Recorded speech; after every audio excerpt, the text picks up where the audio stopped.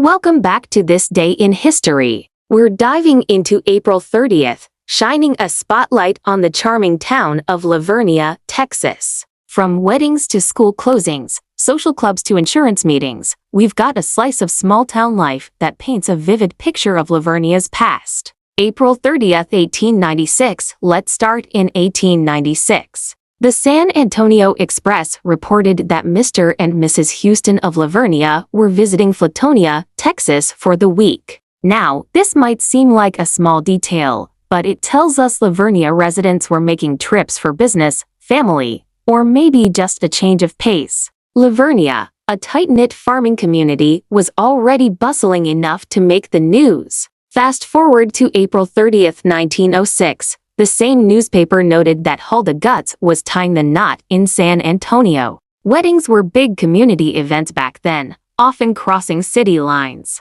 Oh, and on the same day, SP Wiseman from Lavernia was spotted passing through San Antonio. By April 30th, 1911, the newspaper clipping reports that the Lavernia Public School closed for the session on a Friday evening, April 29. Marked by exercises from the primary department and a recitation by Miss Jackson. Teachers for the next session have already been chosen. Professor Eurney as principal and Miss Susie McAllister for the primary department. The intermediate department teacher had not yet been selected. On April 30th in Lavernia, Texas, the local newspaper captured a lively glimpse of a small, close-knit community on the move. Dr. J.D. Beakley and W.M. Wiseman led their families on a scenic trip to Medina Dam, while Mrs. S.P. Wiseman, her children, and Mrs. W. Smith traveled to Austin for a Presbyterian gathering as delegates of the Ladies' Missionary Society.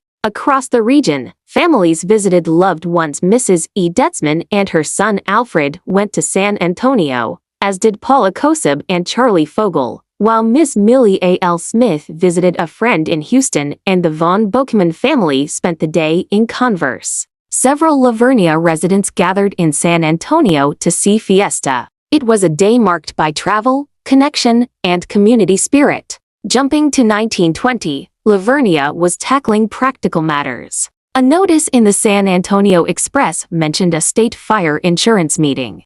This shows how Lavernia was growing, with residents organizing to protect their homes and businesses, a sign of a community looking toward the future. And that's April 30th through the lens of Lavernia, Texas.